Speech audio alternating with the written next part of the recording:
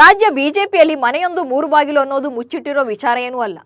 ಯಾವಾಗ BS ಯಡಿಯೂರಪ್ಪರ ಪುತ್ರ BY Vijayendra BJP ರಾಜ್ಯಾಧ್ಯಕ್ಷರಾಗಿ ಆಯ್ಕೆಯಾದ್ರೋ ಅಲ್ಲಿಂದ ಈಚೆಗೆ ಮತ್ತಷ್ಟು ಧಗಧಗಿಸೋಕೆ ಶುರು ಮಾಡಿದೆ. ಅದರಲ್ಲೂ ಬಿಜೆಪಿಯಲ್ಲಿದ್ರೂ ಕೂಡ ಬಿಜೆಪಿ ವಿರುದ್ಧವೇ ತಿರುಗಿ ಬಿದ್ದಿರೋ ಬಸನಗೌಡ ಪಾಟೀಲ್ ಯತ್ನಾಳ್ ಈಗ ಇನ್ನೂ ಒಂದು ಹೆಜ್ಜೆ ಮುಂದಿಟ್ಟಿದ್ದಾರೆ. ಕೇಸರಿ ಬ್ರಿಗೇಡ್ನ ರೆಬೆಲ್ಗಳೆಲ್ಲ ಸೇರಿ RCB ಸಂಘ ಕಟ್ಟಿದ್ದಾರೆ.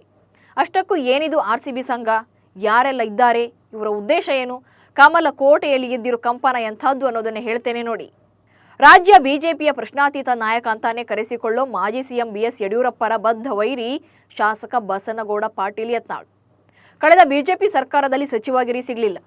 ಕಾಂಗ್ರೆಸ್ ಸರ್ಕಾರ ಅಸ್ತಿತ್ವಕ್ಕೆ ಬಂದ ಮೇಲಾದರೂ ವಿಪಕ್ಷ ನಾಯಕನೋ ಅಥವಾ ಬಿಜೆಪಿ ರಾಜ್ಯಾಧ್ಯಕ್ಷ ಪಟ್ಟವೂ ಸಿಗುತ್ತೆ ಅನ್ನೋ ನಿರೀಕ್ಷೆಯಲ್ಲಿದ್ರು ಯತ್ನಾಳ್. ಬಟ್ ಅಲ್ಲಿಯೂ ಕೂಡ BSY ಪುತ್ರ ವಿಜಯೇಂದ್ರ ಬಂದು ಕೂತರು.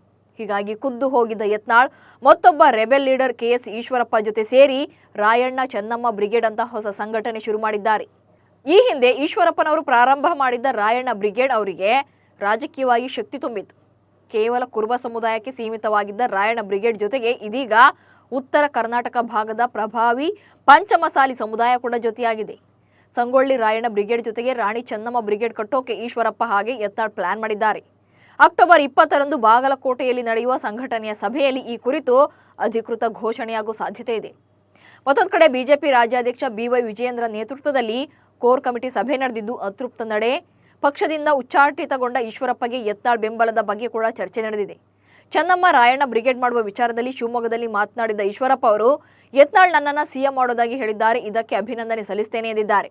ಹಾಗೆ ಕೂಡಲ ಸಂಗಮದ ಜಯ ಮೃತ್ಯುಂಜಯ ಸ್ವಾಮೀಜಿ ಅವರು ರಾಯಣ್ಣ ಮತ್ತು ಚೆನ್ನಮ್ಮ ಒಟ್ಟಿಗೆ ರಕ್ತ ಹಂಚಿಕೊಂಡು ಹುಟ್ಟಿದ್ದಾರೆ. ಅದೇ ರೀತಿ ಈಶ್ವರಪ್ಪ ಮತ್ತು ಯತ್ನಾಳ್ ಒಗ್ಗೂಡಿ ಚೆನ್ನಮ್ಮ ರಾಯಣ್ಣ ಬ್ರಿಗೇಡ್ ಮಾಡಲಿ ಅಂತ ಕೂಡಲ ಸಂಗಮದ ಜಯ ಮೃತ್ಯುಂಜಯ ಸ್ವಾಮೀಜಿ ಹೇಳಿದ್ದಾರೆ. ಅಕ್ಟೋಬರ್ 20ರಂದು ರಾಯಣ್ಣ ಬ್ರಿಗೇಡ್ ಸಲುವಾಗಿ ಕೂಡಲ ಸಂಗಮದಲ್ಲಿ ಸಭೆ ನಡೆಸುತ್ತೇವೆ. ರಾಜ್ಯಾದ್ಯಂತ ಹಿಂದುಳಿದ ವರ್ಗಗಳ ಸುಮಾರು 2,000 ಪ್ರಮುಖರು ಸಭೆಯಲ್ಲಿ ಪಾಲ್ಗೊಳ್ಳಲಿದ್ದಾರೆ. ಸಭೆಯಲ್ಲಿ ಎಲ್ಲವೂ ನಿರ್ಧಾರ ಆಗುತ್ತೆ ಎಂದಿದ್ದಾರೆ. ಇಲ್ಲಿ ಇನ್ನೊಂದು ವಿಚಾರ ಅಂದ್ರೆ ಬಸನಗೌಡ ಪಾಟೀಲ್ ಯತ್ನಾಳ್ಗೆ ರಮೇಶ್ ಜಾರಕಿಹೊಳಿ ಅವರ ಬೆಂಬಲ ಕೂಡ ಇದೆ. ಈ ಬ್ರಿಗೇಡ್ ಬಗ್ಗೆ ಮಾತನಾಡಿರೋ ಯತ್ನಾಳ್ ರಾಜ್ಯದಲ್ಲಿ ಸಿದ್ದರಾಮಯ್ಯನ ಬಿಟ್ರೆ ಈಶ್ವರಪ್ಪರೇ ಕಿಂಗ್. ಈಶ್ವರಪ್ಪಗೆ ಯಾರು ಅನ್ಯಾಯ ಮಾಡಿದ್ದಾರೆ ಅಂತ ನಿಮಗೂ ಕೂಡ ಗೊತ್ತಿದೆ, ನಮಗೂ ಗೊತ್ತಿದೆ. KS ಈಶ್ವರಪ್ಪನನ್ನ ಮತ್ತೆ ವಾಪಸ್ ಕರ್ಕೊಂಡು ಹೋಗ್ತೇವೆ. ಈಶ್ವರಪ್ಪನ CM ಮಾಡೋ ತನಕ ನಾವು ಬಿಡೋದಿಲ್ಲ ಎಂದು ಶಪಥ ಮಾಡಿದ್ದಾರೆ.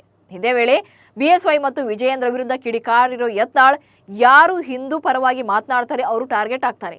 ಯಾರು ಅಡ್ಜಸ್ಟ್ಮೆಂಟ್ ಅನ್ನ ಮಾಡಿಕೊಳ್ತಿದ್ದಾರೋ ಅವರು ಅಧಿಕಾರವನ್ನು ಅನುಭವಿಸ್ತಾ ಇದ್ದಾರೆ. ಇಬ್ಬರು ಮಕ್ಕಳು ಆರಿಸಿ ಬಂದು ಬರೇ ಸುಮ್ಮನೆ ಪಾದಯಾತ್ರೆ ಮಾಡೋದು, ವಿಧಾನಸೌಧ ಒಳಗೆ ತೀವ್ರವಾಗಿ ಖಂಡಿಸ್ತೇನೆ ಅನ್ನೋದು, ಹೊರಗೆ ಬಂದು ಹಲ್ಲು ಕಿಸಿಯೋದು ಅಷ್ಟೇ ಎಂದು ಲೇವಡಿ ಮಾಡಿದ್ದಾರೆ. ಹಾಗೆ ರಾಯಣ್ಣ ಚೆನ್ನಮ್ಮ ಬ್ರಿಗೇಡ್ನ ಬಲಿಷ್ಠಗೊಳಿಸುವುದಾಗಿ ಸವಾಲು ಹಾಕಿದ್ದು ರಾಜ್ಯ ರಾಜಕೀಯದಲ್ಲಿ ಸಂಚಲನ ಮೂಡಿಸಿದೆ.